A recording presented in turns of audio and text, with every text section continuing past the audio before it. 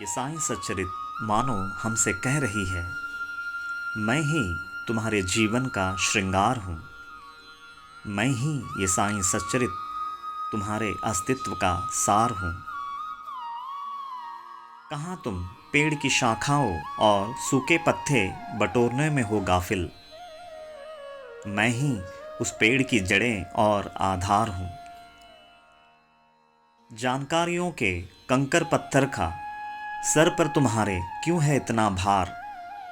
मैं तो तुम्हारे माथे पर दमकने वाला एक कोहिनूर हूँ। अनंत तारों की झिलमिलाती जुगनुओं सी रोशनी से क्यों हो तुम इतना सराबोर। न सिर्फ तुम बल्कि पूरी कायनात हो रोशन जिससे मैं वो भास्कर हूँ। एक अदना सा कीड़ा मकोड़ा बनकर ज़मीन पर क्यों रेंग रहे हो तुम जिससे चिदाकाश की आसमानों की उड़ान भर सको। मैं वो पंख वो परवाज़ हूँ।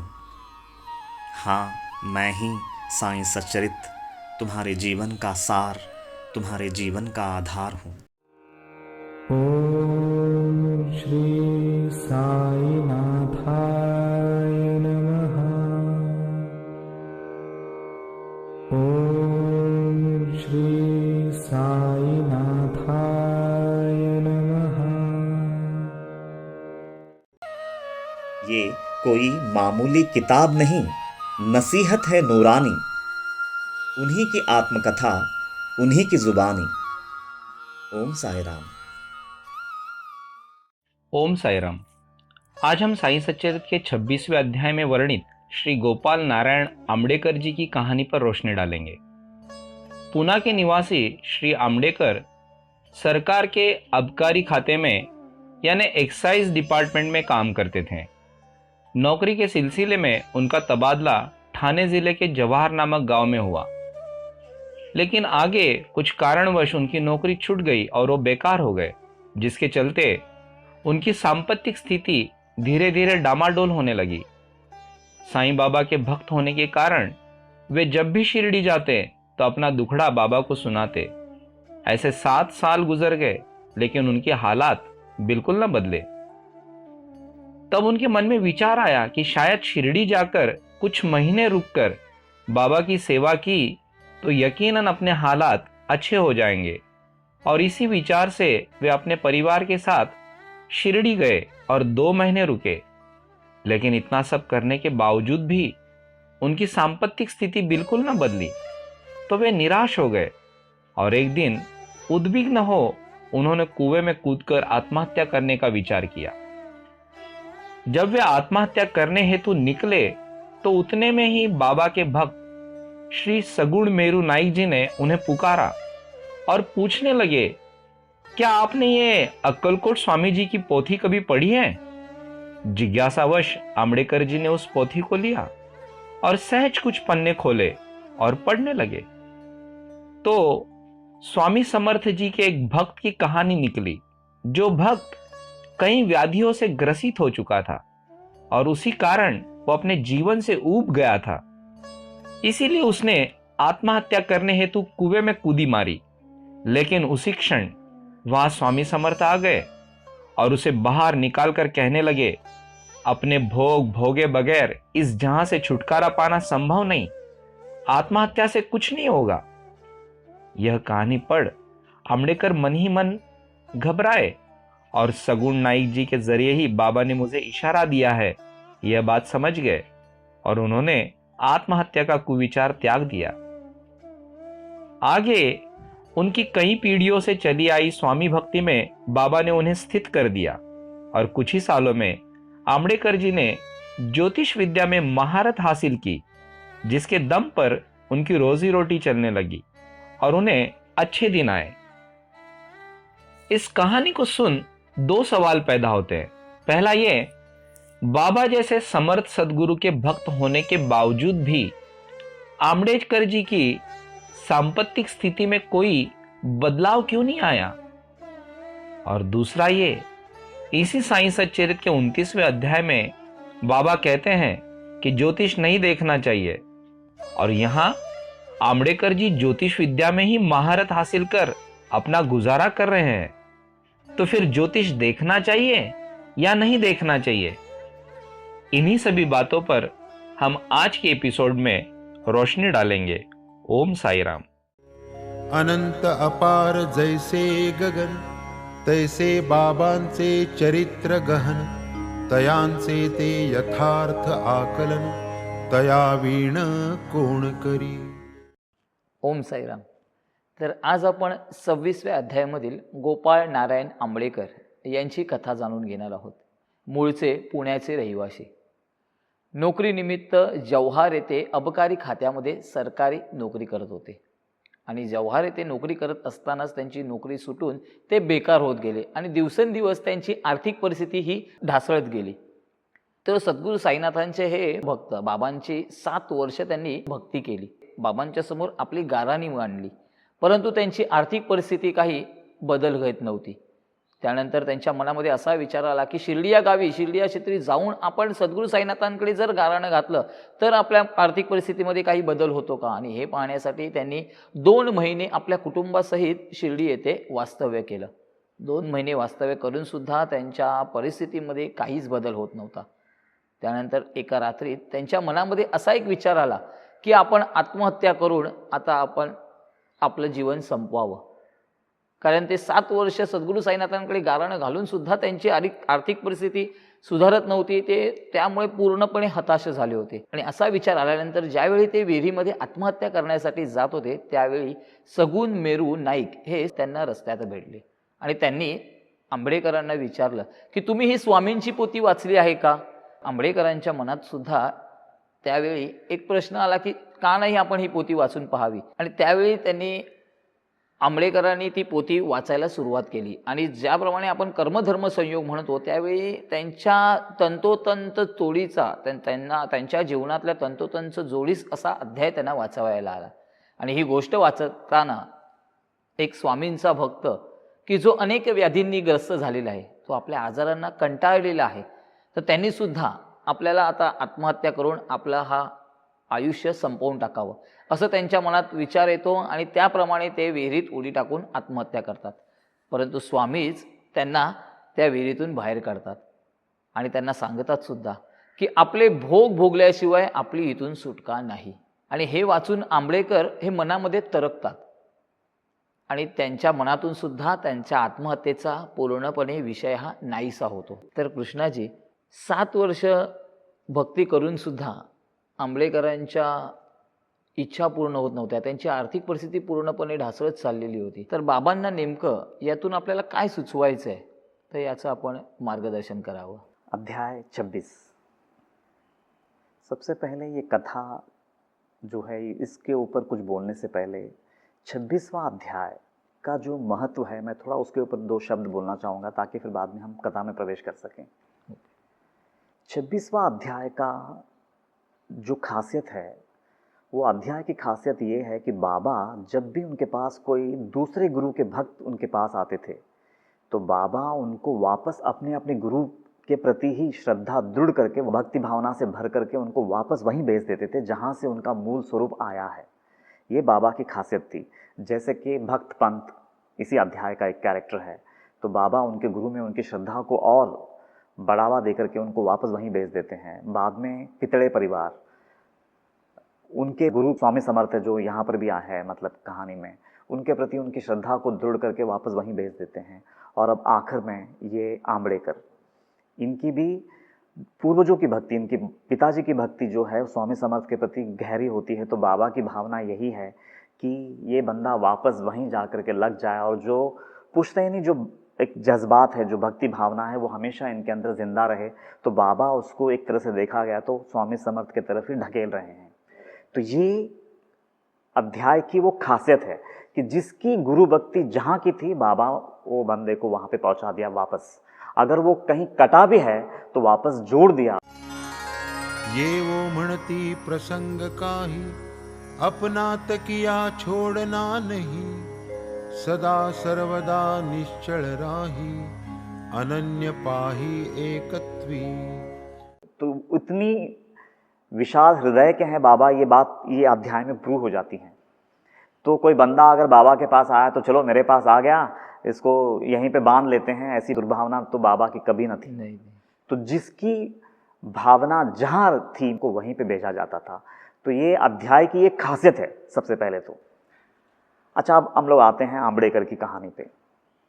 आम्बेडकर जवार के आबकारी खाता में काम करते थे। असल में ये आबकारी काथा जो है ना, ये अंग्रेजों के ज़माने में जो एक्साइज ड्यूटी लगती थी लिकर पे, शराब पे, उस खाते को बोलते थे आबकारी खाता। ओके। अब देखो, हम सारी दुनिया जानती है कि ऐसे खातों में जब इंसान काम करता है तो पैसे के साथ उसका लेन देन बहुत ज़्यादा करीब से आता है। आज भी जो लोग ऐसे डिपार्टमेंट्स में काम करते हैं बदनाम हैं कि वो लोग बहुत पैसे खाते हैं। बराबर है। तो शायद उस ज़माने में भी वैसा गलतियां शायद हुई हो ये आम्बेडकर से। ओके। पैसे का दुर्व्यवहार हुआ होगा शायद, तब जाकर के वो अंग्रेज सरकार इसको वो नौकरी से निकाल देती है। और फिर जब वो नौकरी से निकाल दिया जाता है तो उसकी सांपत्तिक स्थिति जो है निचली अवस्था पे जाकर के वो पूरी तरह से झरझर हो जाती है। लेकिन बाबा की भक्ति होने की वजह से वो साल ब साल मतलब शिरडी जाकर के बाबा के पास वो मांगते हैं कि बाबा मेरी कोई नौकरी लगवा दो, मुझे कहीं तो भी मतलब मेरी सांपत्तिक स्थिति सुधारे, ऐसा कुछ कर दो, ये भावना रहती है। लेकिन बावजूद उसके सांपत्तिक स्थिति जो है वो नीचे की ओर वो घसरती ही जाती है। तो बाबा को ये लीला के माध्यम से ये बताना है कि जब भी हमारे जीवन में किसी भी किस्म की मुसीबत आती है, वो चाहे आर्थिक हो, वो चाहे सामाजिक हो, वो चाहे शारीरिक हो या फिर मानसिक हो, हम ही उसके जिम्मेदार होते हैं। हमारा कर्म ही उसका जिम्मेदार होता है। तो इस लीला के माध्यम से बाबा हमको पहले ये बताना चाहते हैं कि तुम्हारे जीवन में किसी भी किस्म की परेशानी आई हो तो वो बेवजह नहीं आई है, तुम्हारा ही कर्म उसका वजह है, क्योंकि बगैर कर्म के फल नहीं मिलता। तो जैसी करनी वैसी भरनी।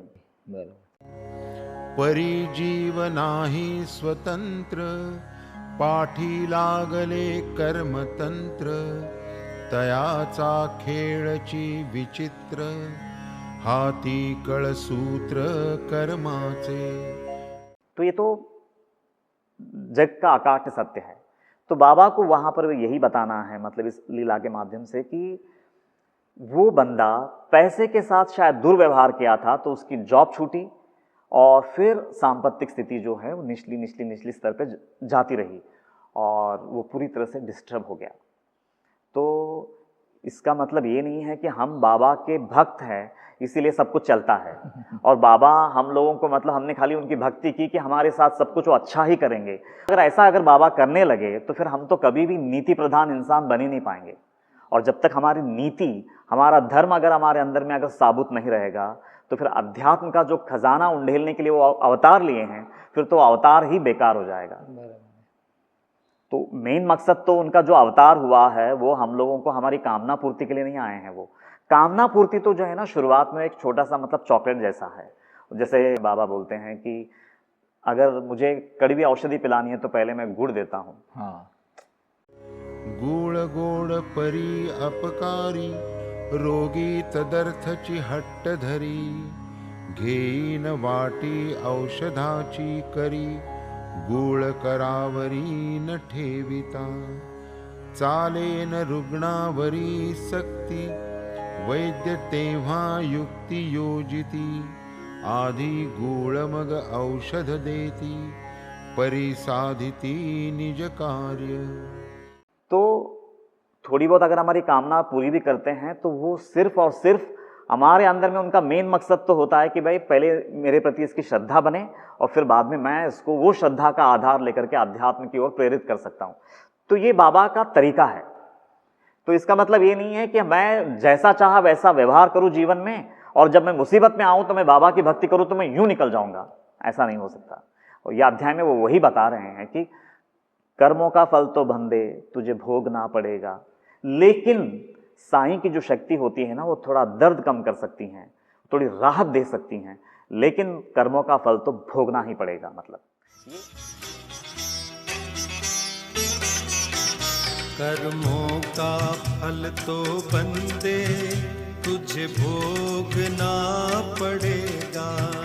कर्मों का फल तो बंदे तुझे भोगना पड़ेगा। लेकिन ये साईं शक्ति कुछ दर्द कम करेगी, कुछ अपने सर पे लेगी, कुछ तेरे सर रहेगा। कर्मों का फल तो बंदे तुझे भोगना पड़ेगा। ये अकाट्य सत्य है। रोग काय आरोग्य काय, पुण्य पापाचा होता क्षय, ज्यांचे त्याने भोगिल्याशिवाय अन्य उपाय चालेना।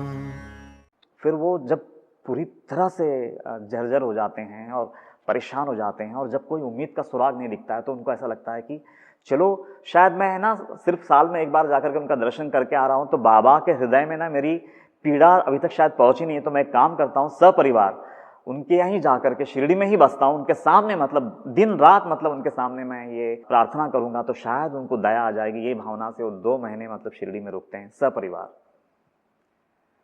और बाबा से वो पूछ भी रहे हैं कि मेरी ये परेशानियां हैं, हर बार बाबा के सामने ये कर रहे हैं, लेकिन बाबा के कान में जू तक नहीं रेंग रही है। और फिर जब वो देखते हैं कि नहीं मेरी कोई प्रार्थना का असर नहीं हो रहा है, तो फिर आखिर में हताश हो जाते हैं, और फिर उनके मन में न आने जैसी वो आत्महत्या की भावना उमड़ने लगती है। और जब वो वृत्ति अपनी पकड़ ले लेती हैं, तो फिर एक दिन ऐसा लगता है कि नहीं, एक एकांत में जा कर के मैं ये शरीर का अंत कर लेता हूँ।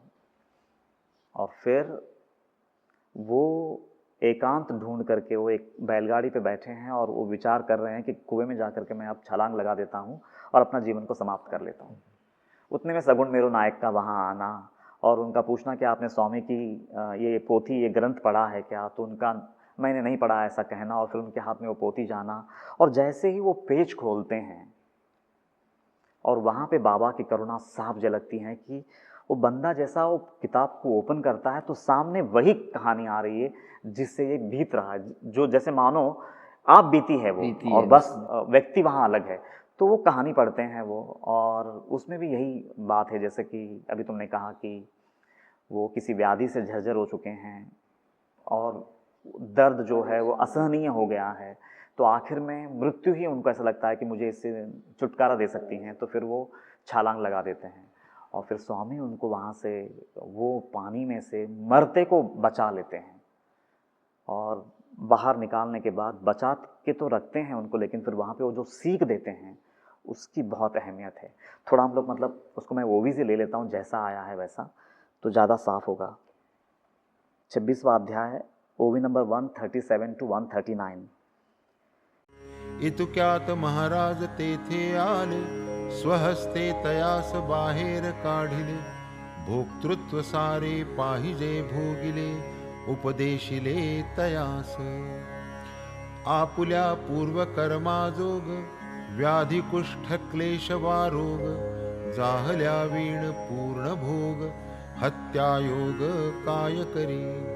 हा भोग राहता अपुरा, जन्म घ्यावा लागे दुसरा, म्हणून तैसेच साहे कष्ट जरा, आत्महत्यारा होऊ नको। इतुक्यात महाराज तेथे आले, स्वामी समर्थ वहाँ आते हैं। स्वहस्ते तयास बाहर काढिले, अपने हाथों से डूबते को बचा करके बाहर निकाल करके उनको खड़ा करते हैं, और फिर बोलते हैं भोक्तृत्व सारे पाहिजे भोगिले, उपदेशिले तयास। ये जो भोक्तृत्व होता है ना, जो भी तुम्हारे जीवन में जितनी भी परेशानियां आई हैं, उसका जो कारण है वो अपना ही तुम्हारा कर्म है। बेवजह ये परेशानियां नहीं आई हैं, तो जब तक तुम अपना भोग को भोग नहीं लेते हो, तो ये आत्महत्या तुम्हारे किसी काम का नहीं है। वो आगे बोलते हैं आपुल्या पूर्व कर्म जोग, व्याधि कुष्ठ क्लेश व रोग। हमारे ही पूर्व जन्म का ये परिणाम होता है, वो चाहे व्याधि हो, वो चाहे कोढ़ हो, वो चाहे क्लेश हो या वो रोग हो। जाहल्यावीण पूर्ण भोग, हत्या योग काय करी। लेकिन वो अगर वो भोग को तुम पूरी तरह से भोग के खत्म नहीं करते हो, तो ये आत्महत्या तुम्हारा किसी काम का नहीं है। और फिर आगे बोलते हैं हाँ भोग रहा था अपूरा, और अगर बाई चांस ये भोग जो भोगना है अगर वो अधूरा रह गया, जन्म घ्यावा लागे दूसरा, फिर से नया जन्म लेना होगा। और जन्म लेने के बाद जहां से जो भोग की तुमने समाप्ति करने की दुर्भावना से तुमने आत्महत्या की, वहीं से फिर से वो भोग को भोगना पड़ेगा।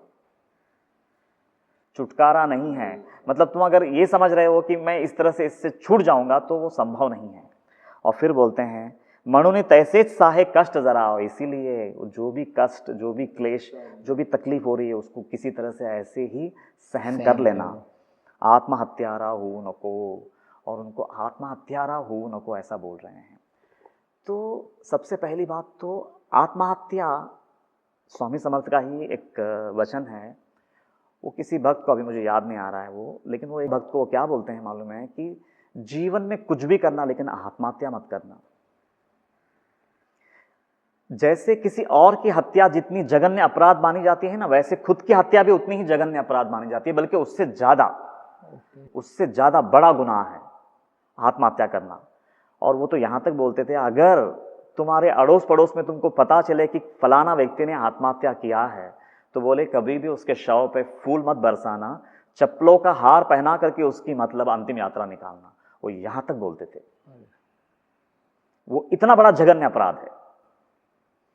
तो वही बात यहां बाबा भी इनडायरेक्टली आंबेडकर को समझा रहे हैं कि तू आज है ना, इससे परेशान होकर के तू आत्महत्या कर भी लिया समझो, लेकिन आत्महत्या करने के बाद तेरी जो रूह है ना, वो प्रेतात्मा बन जाएगी।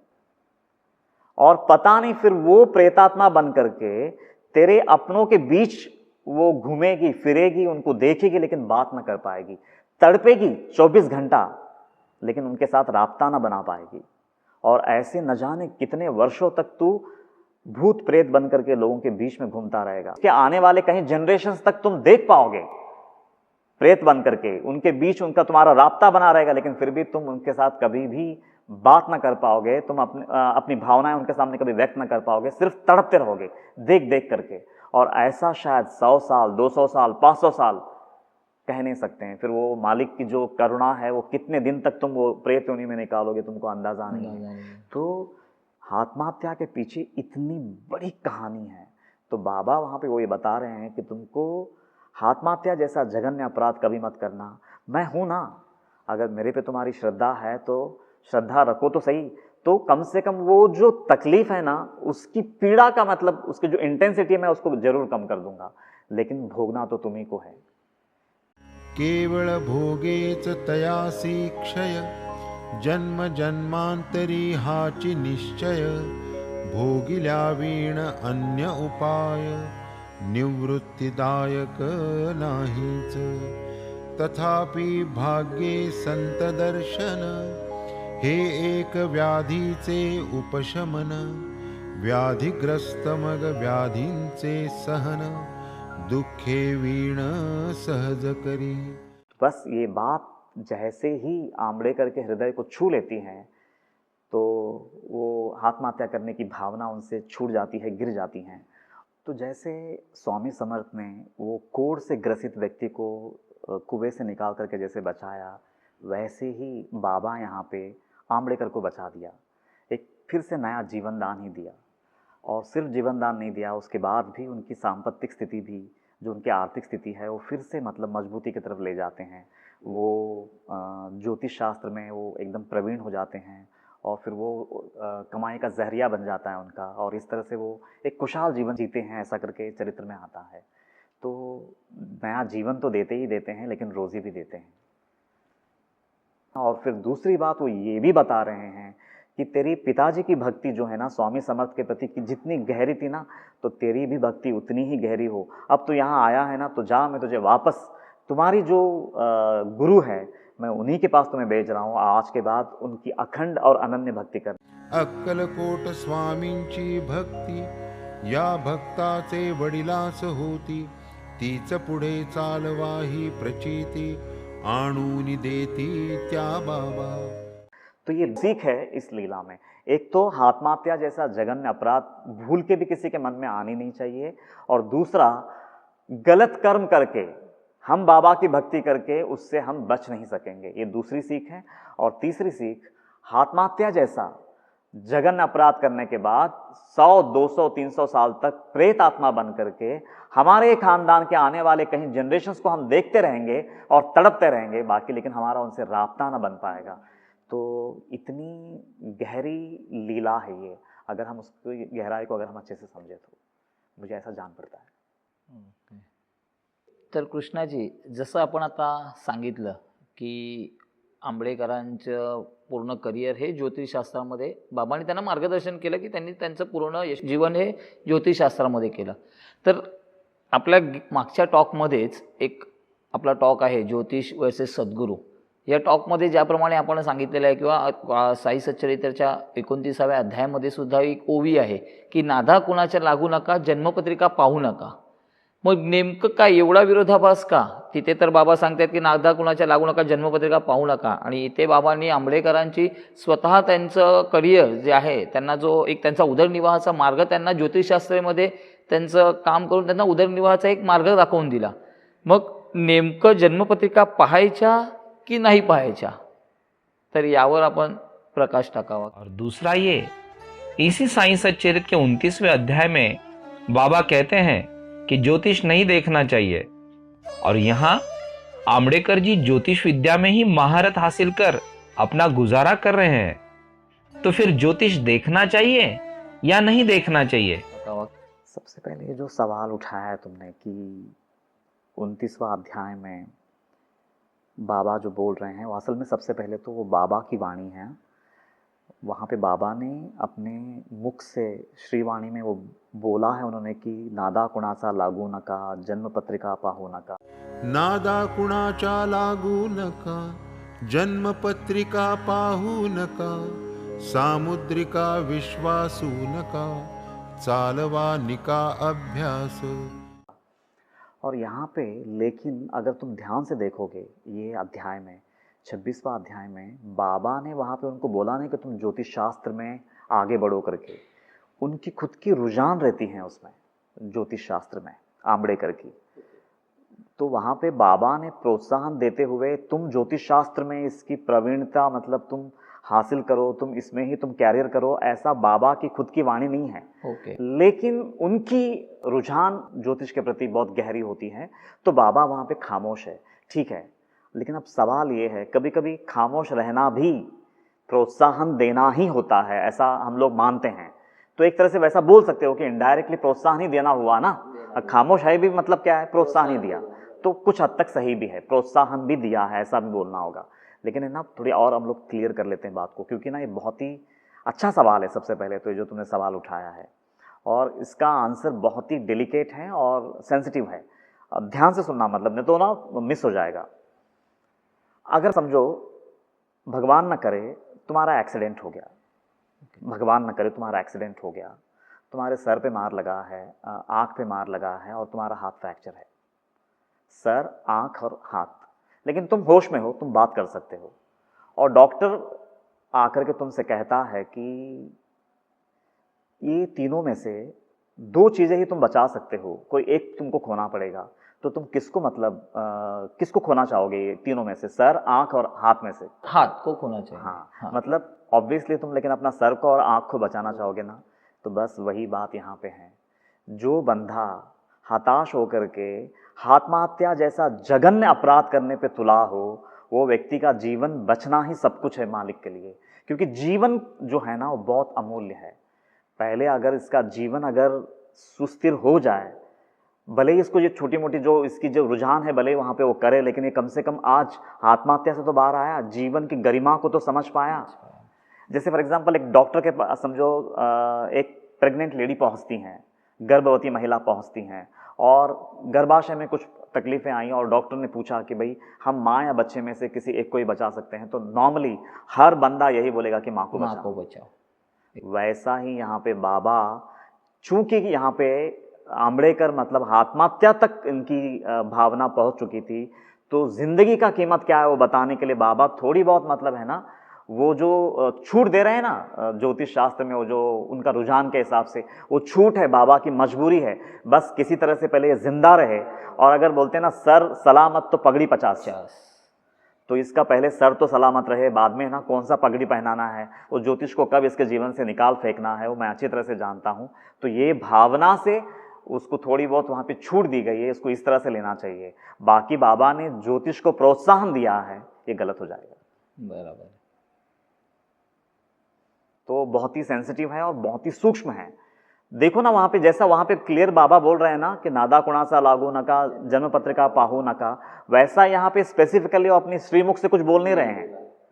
हाँ, ऐसा लिखा गया है कि उनकी उसमें रुचि रहती है, रुझान रहती है, तो बाबा ने मतलब मूक साक्षी की तरह बस बैठे हैं कि चलो ठीक है, जिंदगी तो बच गई, नहीं तो यह आत्महत्या करके जाने वाला था और 100, 150, 200 साल तक ये प्रेत बन करके भटकने वाला था। कम से कम वो तकलीफ से तो बच गया ये। भले ये थोड़ा बहुत आज अगर ज्योतिष की तरफ इसका रुझान है तो ठीक है, आज इसको चलने दो, लेकिन भविष्य में कालांतर में मैं इसके अंदर का वो भूत भी उतार ही लूंगा, मैं सदगुरु हूँ। तो ये बात, एक क्लैरिटी बाबा को है। इसका मतलब ये कतई नहीं है कि बाबा ने वहाँ पे ज्योतिष को प्रोत्साहन दिया है। बराबर। तो बहुत ही डेलिकेट विषय है। अगर इसकी गहराई को अगर हम अच्छे से समझे तो इसका मतलब सीधा सीधा है कि बाबा जो 29 अध्याय में वो जो बोल रहे हैं वो बिल्कुल बाबा का हृदय जो बोल रहा है कि जन्म पत्रिका पाहु नका, नादा कुणासा लागू नका, सामुद्रिका विश्वासो नका। तो वो हकीकत है बाबा का हृदय की अगर हम माने तो जीवन में बाबा जो बोलते हैं, अपने पुरुषार्थ पे इंसान को विश्वास होना चाहिए, अपनी मेहनत पे विश्वास करनी चाहिए, और बाबा हमारे साथ है। तो ये एक, मुझे तो ऐसा लगता है कि ये बहुत क्लियर है।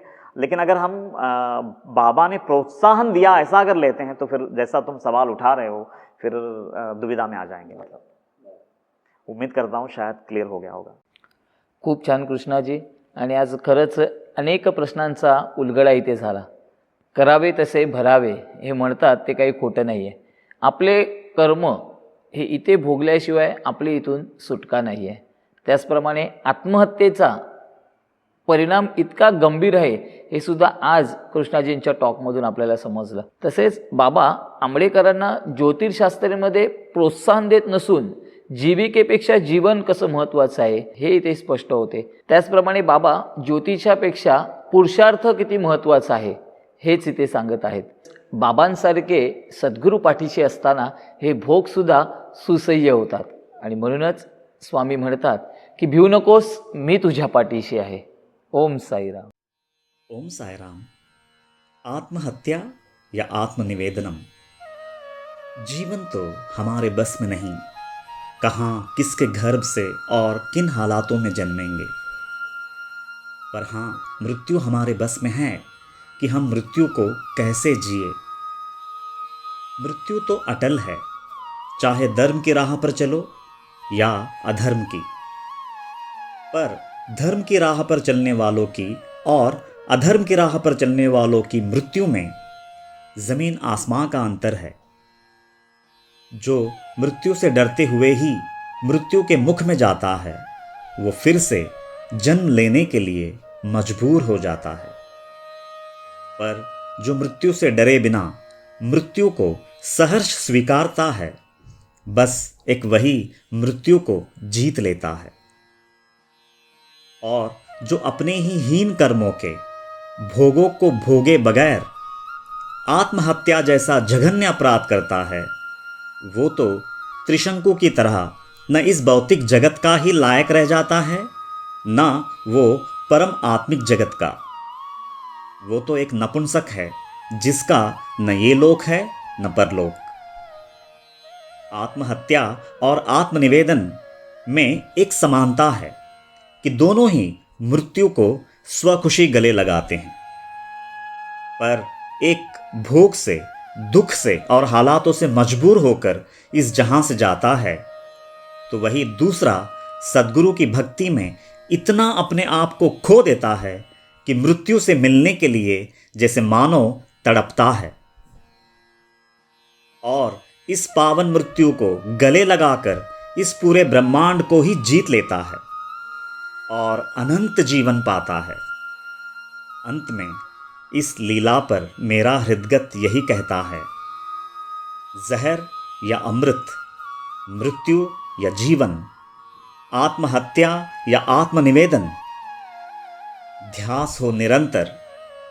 कि इनमें कितना है अंतर।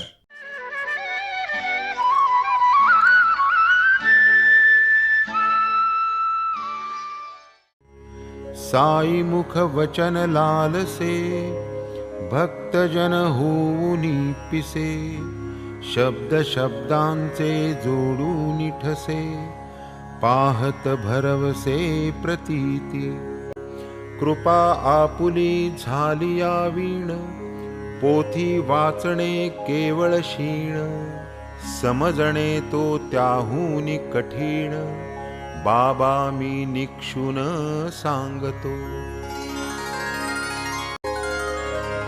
श्री सद्गुरु साईनाथार्पणमस्तु। शुभं भवतु।